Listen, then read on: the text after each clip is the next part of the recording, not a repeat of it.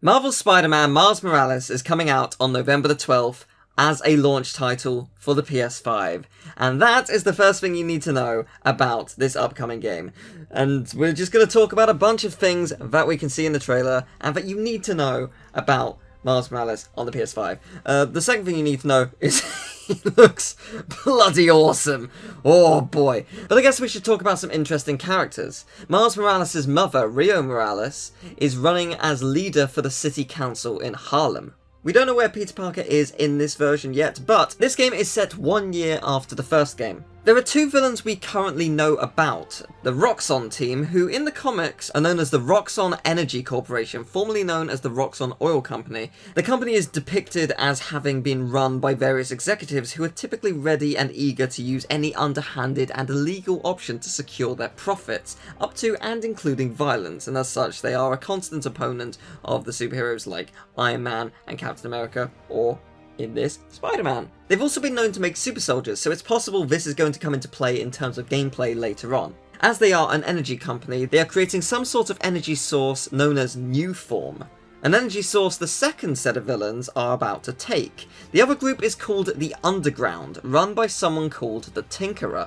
The trailer implies that the Tinkerer is the woman we see fighting Miles at the beginning of the battle on the bridge, which is interesting because the Tinkerer in the comics is actually an old man who is under the employ of other supervillains, where he supplies his gadgets for their personal vendettas against Spider-Man or the other heroes. It's possible that it's a double bluff, and when they said the Tinkerer's name and she showed up on screen, it actually isn't her and she's just a high-ranking member of the Underground, but it is also possible that she is the Tinkerer. They have taken liberties, they have changed various characters for this, so it's entirely possible that this is going to be the same. Now, this is going to talk about a spoiler at the end of the last Spider-Man game and also the Miles Morales comics. If you don't want to know this stuff, there's a timestamp on screen.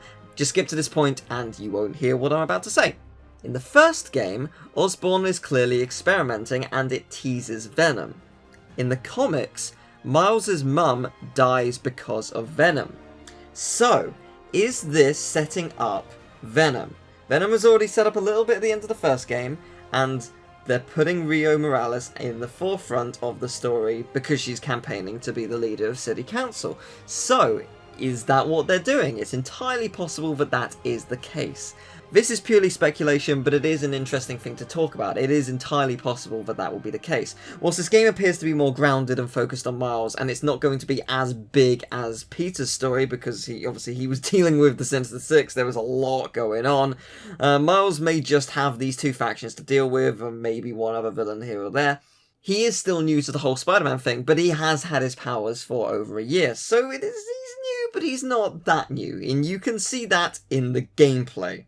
Oh man, the gameplay.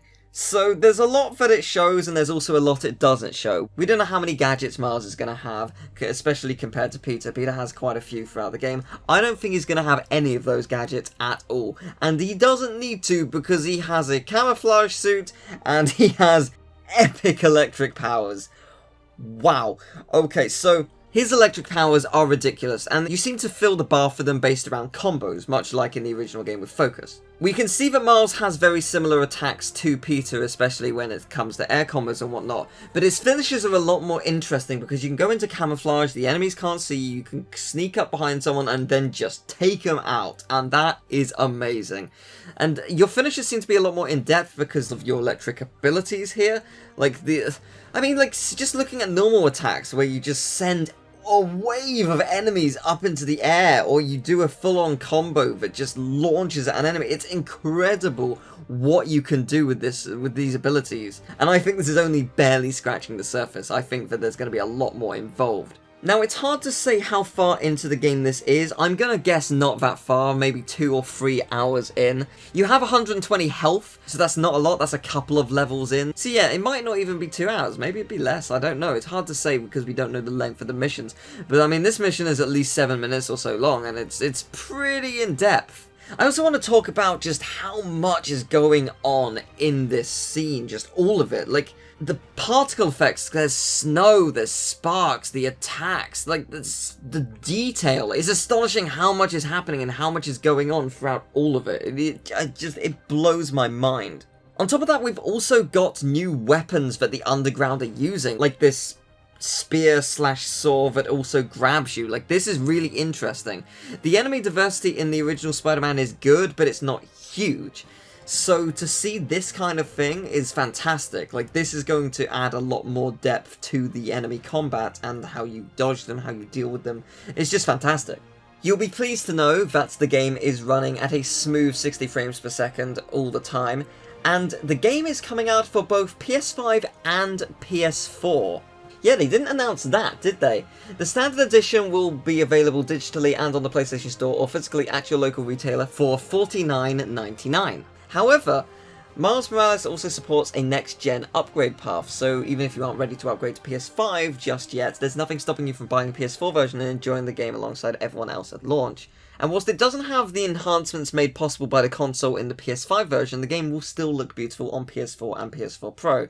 So you can rest easy that when you do make the jump to PS5, the game does come with you, which is fantastic. But that is not all. There is a second surprise to this. On the PS5 version, they have announced an Ultimate Edition that includes a voucher code for Marvel's Spider-Man Remastered. You'll be able to experience the complete storyline up to this point, which includes the remaster of the original game and all 3 installments of the Marvel Spider-Man The City That Never Sleeps DLC. However, the remaster for the PS5 is no simple up-res, as many of the game's art assets have been completely updated to take advantage of the PS5's console horsepower. You'll see better looking characters with improved skin, eyes, hair and facial animation. You'll also see ray-traced reflections and ambient shadows, improved lighting, more pedestrians and vehicles stretching further into the distance, and the same optional performance mode offered on Miles Morales, allowing you to finally play the game at a targeted 60 frames per second. There are 3 new Spider-Man suits, new photo mode features, and new trophies for those looking to platinum the game all over again. And this Ultimate Edition is $69.99 on launch day, only $20 more for the original game, which has a lot of updates which are definitely worth it. As I mentioned at the very beginning, Spider-Man Miles Morales is releasing on November 12th alongside the PS5, but it is also releasing on PS4, and that is fantastic. For those who aren't ready to make the jump just yet, then yeah, this is it. This is how you can play the game. You do not have to buy a PS5 just yet. But from what I've seen of the PS5, from all the games they've announced, from what the PS5 is capable of, I think I'm definitely going to be picking up a PS5 on launch. It looks amazing. Miles Morales looks amazing.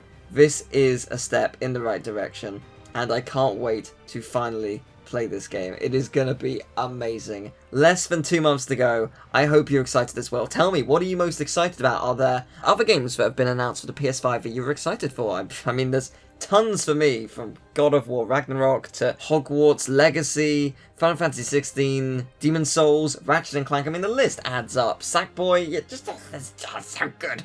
But yeah, thank you very much for watching. I hope you enjoyed the video. If you did, leave a like, subscribe, share the video around. I also have a Twitch, a Twitter, and a Patreon if you'd like to support me and the channel. And I will see you next time for what I do next. Take care. Bye-bye.